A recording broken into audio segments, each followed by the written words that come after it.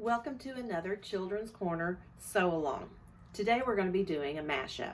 We're going to be taking the new Charlie pattern and combining it with the Lucy pattern. And the Lucy pattern has been around for years and years. So let's go through some of the things you will need.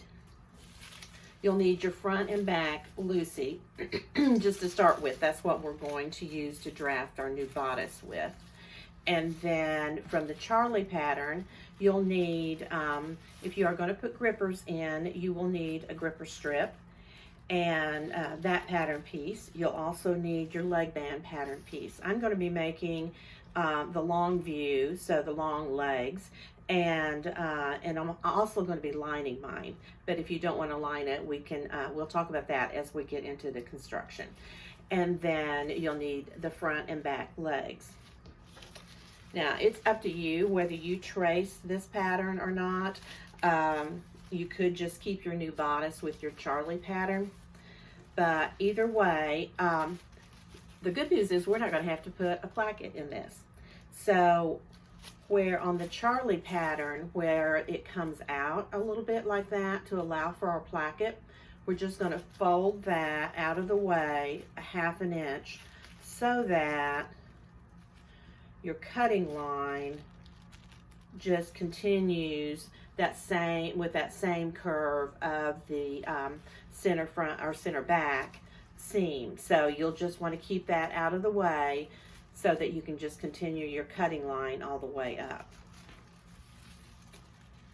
And then you'll need just either your front or back bodice for Charlie, and you'll need it briefly because you aren't actually going to be using the pattern piece. But what you need is that side seam measurement from the underarm curve all the way down to the cutting line of the bodice. So once you know that length, then just make a note of that. I did that earlier and mine is 2½ inches. I'm making a 12-month, but you'll need to get out your size and just confirm what that side seam measurement is. Then what you're going to do is, I don't have a white piece of paper, here it is. A lot of times, I think it's easier to trace, even if you're just tracing part of a pattern, if you put the pattern on a white piece of paper, it just helps those lines pop a little more. And then what I did is I traced my top of my Lucy, keeping in mind that I needed to have a side seam that was that length of your Charlie side seam. So once you've got your Lucy traced, and I did trace it with the angle, I've just already cut it off. So after you get it traced, then go back and starting at the underarm seam, just come straight down, not at an angle, but straight down the length you need for your size. And I also made a note that that is a ½ inch seam allowance. I know most of our seam allowances are 1/4 inch, and we always tell you when it's a ½ inch, but that's just a reminder. And then you can also go ahead and just remind yourself that that's a place on fold, and you'll need to cut one of your outer fabric and one lining. And then I went ahead and put the buttonhole marks on there too, so I don't have to get my Lucy pattern back out later. And then I did the same thing with the back. And I even went ahead and put the button placement on here too. And then a place on fold, the size, it's the back, and the ½ inch seam allowance. And again, I took what had been a angled side seam of Lucy, and I came straight down from the underarm seam, that length of the side seam of the Charlie bodice. So once you've got your new bodice pieces, you can put your Lucy pattern away.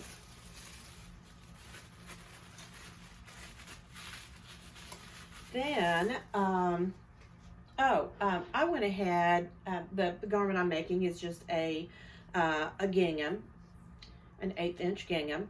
And so I wanted to put something really cute on the bodice.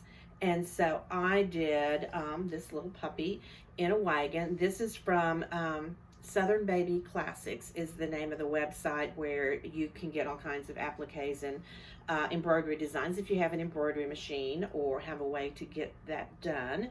And I wanted to be sure I had plenty of room, and so I took my front pattern piece and I measured from the top to, let's see, measured from the high point of the pattern piece down to where the cutting line is for the new bodice.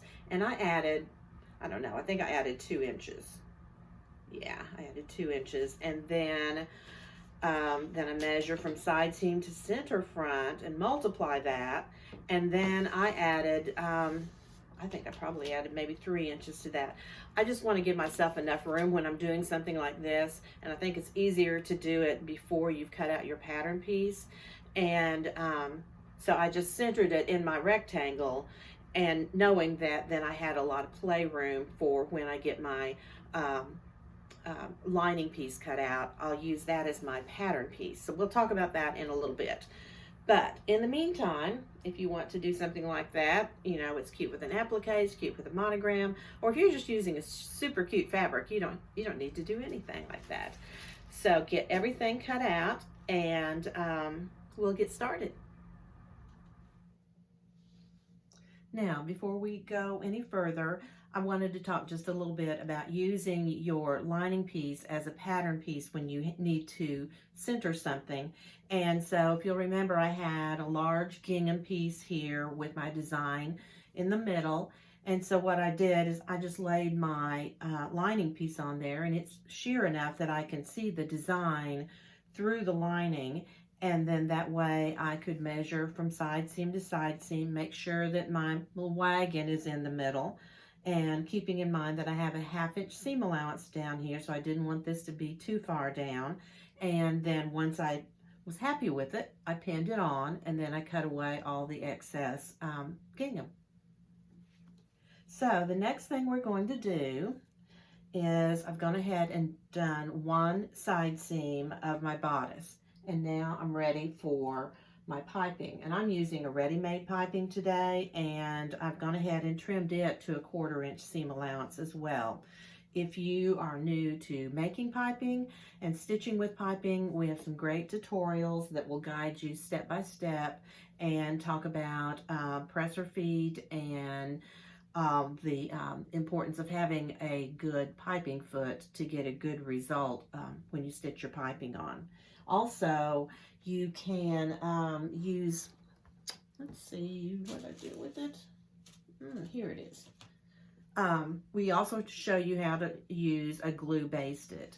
And what that is just a water-soluble glue. It has a nice tiny tip on it, and so you can get little dots right along the edge of your fabric.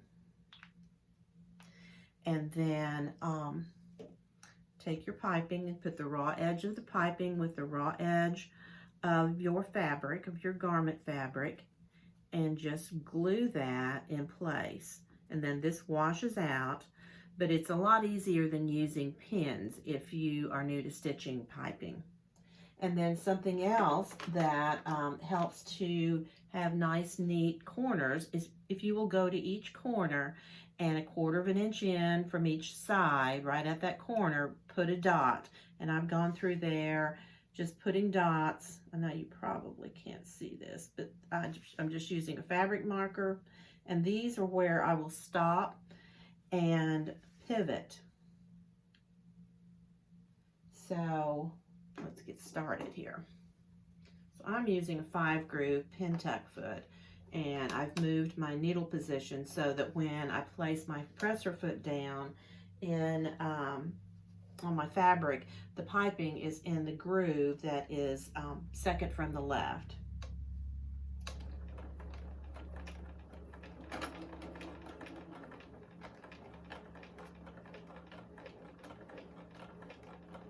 And as I get closer to this corner, I'm going to clip the seam allowance of my piping.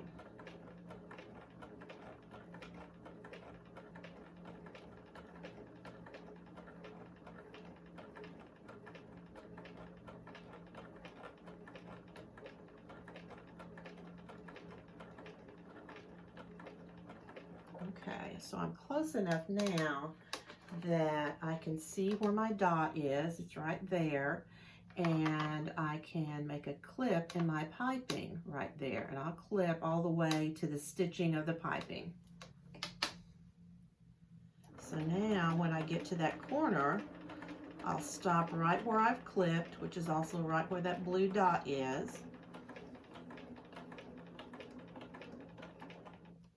And then sometimes I'll check and be sure that it's right where I want it.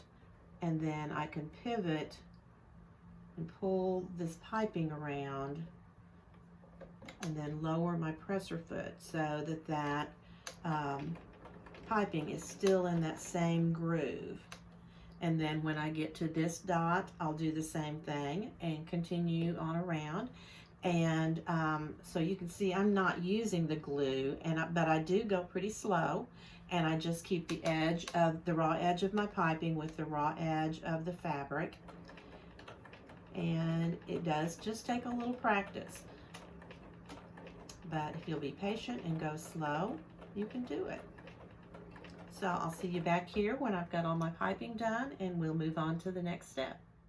So the next thing you're going to do is one side seam of your lining, and it needs to be the opposite side seam of your garment fabric so that you can lay it right sides together, have those seams match, and then match up everything at the top. After you do that and confirm that you have stitched the right side, if you find that you didn't, then just take that side out and do the other side. Then you'll be able to stitch again right on that same stitching line. So still using your piping foot, and but you can see I have pinned a lot because it has a tendency to shift if you think that you can just hold it in place. This is really not one of those times that you can do that. So I'm just going to go back over that same stitching line, and then when I get done, I will clip across each corner, and I'll clip in at the curves and turn that right side out and press. So I'll see you back here in just a little bit. Now that you've got your seam allowance trimmed and clipped, turned right side out and pressed, we're ready to do the other side seam of the bodice. But before we stitch, go ahead and pull about anywhere from 1/4 to 1/2 inch of cording out on each side. And then when you pull it back, then that will be much flatter there. So do that on both sides.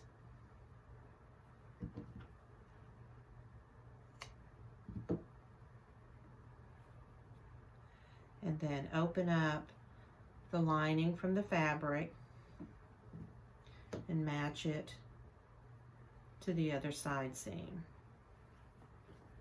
So the most important place to match is where the piping meets. So be sure and put a pin right there.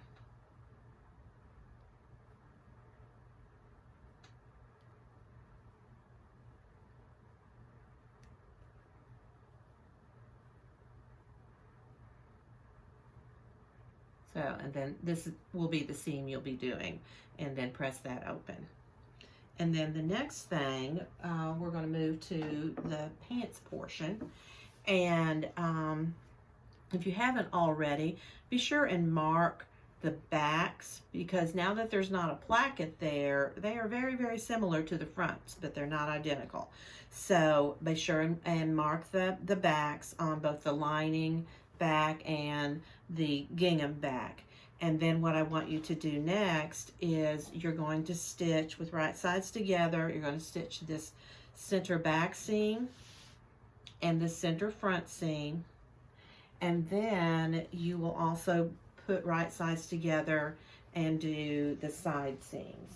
So I've already done this one, but I'll go ahead and turn it inside out.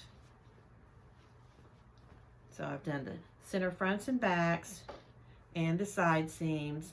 Then I've clipped and pressed my seams open. Now, like I said earlier, I'm lining mine. If you're not lining yours, then you'll need to keep your seam allowance together and just slightly trim it, and then finish that edge with a zigzag, or however you prefer to finish. If you've got a serger, you can do that.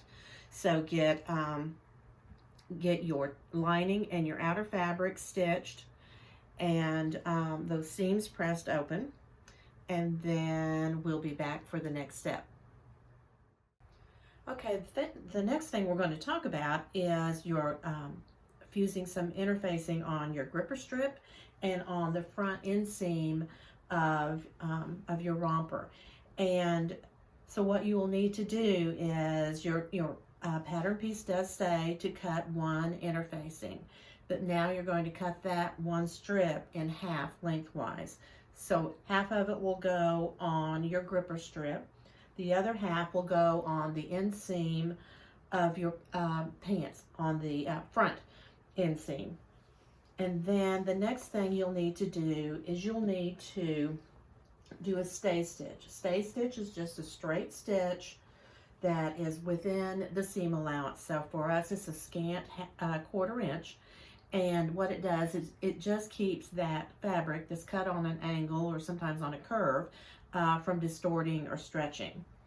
So you'll do that, and then you'll also do that stay stitch on your lining as well. So I'm going to put this aside for right now. We're not ready for our gripper strip.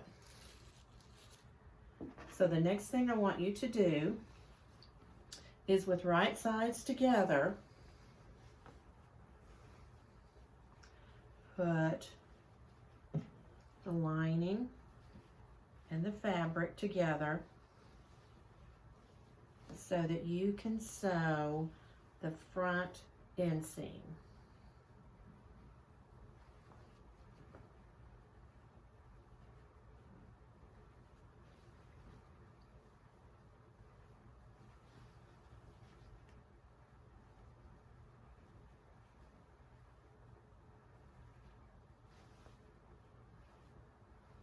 So you'll match the center front seam.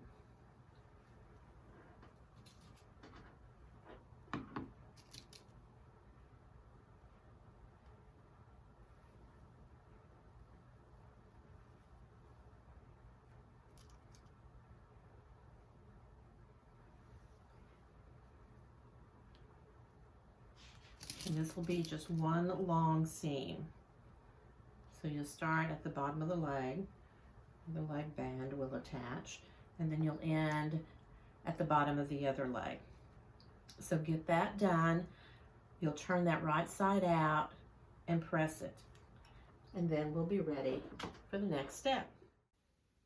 Okay, so before we go any further with the lined view, let me talk just a little bit about the unlined view. For the unlined view, you will actually need two gripper strips. So the one for the front, you will press in half lengthwise. Keep it pressed in half as you place it on the front inseam. And you're going to stitch along that entire inseam 1/4 of an inch. You'll trim it a little bit to about 1/8 of an inch, and then you will press it all the way to the inside. So there will be a finished seam right here. Your gripper strip for the front will add the stability for the grippers in the front. So then you will go and you will stitch 1/8 of an inch from the edge, and then you'll move in and sew another line along here about 1/2 of an inch. So essentially that's what we're going to be doing now with the lined view, but that way this is what you'll do if you're making the unlined view. Also, at this point, we're following along right along with the Charlie instructions for the bottom half. So you can also refer to that too for a little more detail. So for the front, now that I've done that front seam, the lining to the fabric along the front inseam and pressed it, you can tell I've pressed it so that you can see just a little bit of the gingham on the inside. That way you know there won't be any lining showing on the right-hand side or the right side of the fabric. So now what we're going to do is just exactly what I was saying for the unlined gripper strip. You're going to stitch close to this edge, about 1/8 of an inch, and then move in about 1/2 an inch and stitch again. And again, these instructions are part of the Charlie instructions now, so you can also follow along with that. So I'll get these two stitches done, and then we will be ready to move on to the back. Okay, now we're ready for the back inseam. If you're lining your pants, you'll want to baste the lining and the fabric together, and then take your gripper strip, fold it in half lengthwise, and press it. Then unfold it, and then press one long edge, 1/4 of an inch to the inside, the edge that does not have the interfacing on it. Then with right sides together, you'll be stitching the gripper strip to the back inseam.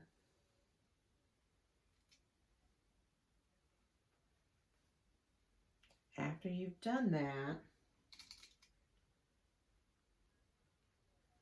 then you will, after it's stitched, you will press so that that seam allowance is pressed toward the gripper strip, and then you'll press back on that fold line, that long fold line, to the inside, and then you will top stitch right along that seam. So let me stick that in there for a second as if it's sewn. So you'll be stitching right along there, and that will be catching the folded edge that's on the other side. So let me get that done, and then I'll show you exactly what I mean. Okay, now that you've got your back gripper strip sewn on and top stitched in place, you top stitch from this side, knowing that you're going to catch that folded edge that's just a little bit further in. It's actually covering the previous seam there. So after you've done that, then it's time to put the bands on the legs. So we just need 2 rows of gathering threads across the bottom of each leg, and then your band for the bottom of the legs. If it's a lighter weight fabric like I'm using, you'll need to put a strip of interfacing. So you just cut the full width of the pattern and then cut it in half and fuse half of it on each side of the band. After you've done that, press it in half, unfold it, and then press the uninterfaced fabric 1/4 of an inch to the wrong side. After you've done that, then gather up your legs here.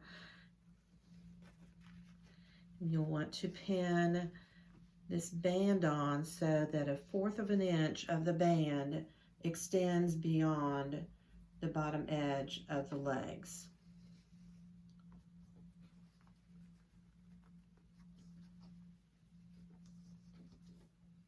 Once you've done that, then you're going to pin right sides together. Leave 1/4 of an inch extending beyond that edge.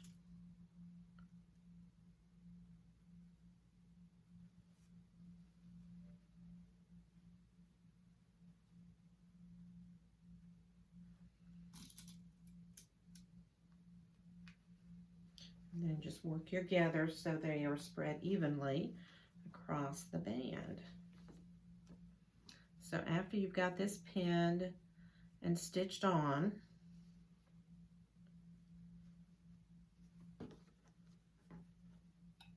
so you'll pin it and stitch it on so that your gathers are even. After you've done that, then repress your band so that you're pressing it away from the leg of the romper, and then on each end press the ends, that 1/4 of an inch that you left out here, press that toward the inside, and then again refold the band so that this folded edge comes just past the stitching line. And then as you stitch on the band, you'll be stitching just a scant, not even 1/8 of an inch from the actual seam. And that way you'll be sure to catch, on this side, you'll be sure to catch the band. So, get that done, and we'll be ready to attach the bodice to the bottom of the pants. We're almost done. Okay, so we've got our bands on the bottom of the legs now. I've gone ahead and put 2 rows of gathering threads at the top through the lining and the fabric. And like I said earlier, be sure that you have marked the back or the front, but it's very easy to get those confused. So I have my backs marked. So I stopped and started my gathering threads at the back. And remember, this is a 1/2 inch seam allowance, so you're going to need to have your gathering threads more like 3/8 of an inch and 5/8 of an inch, so that you can stitch in between your 2 gathering rows. And then also I went ahead and marked the center back and the center front, so that I know where the center front and back of the pants section are. Also, another thing I just went ahead and did, because I think it's easier to do it now than after it's attached to the bottom, is I went ahead and pressed under the lining of the bodice about 3/8 of an inch, so not quite 1/2 an inch, and then that will be whipped down by hand. So as we're stitching the pants onto the bodice, the lining will be loose, so we won't have that stitched down yet.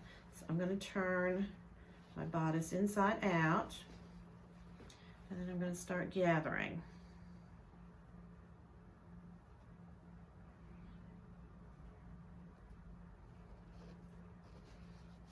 So I'm going to get this gathered and get it stitched on the bottom of my bodice, and then we'll be back to finish up. Well, I hope you've enjoyed the Charlie Lucy mashup. It's a little quicker not having sleeves or a collar, and still just as sweet. I still have the grippers to do, and if you need any help or a tutorial on how to install grippers, then check out our website, check out our blog, and you'll find some help there. See you next time.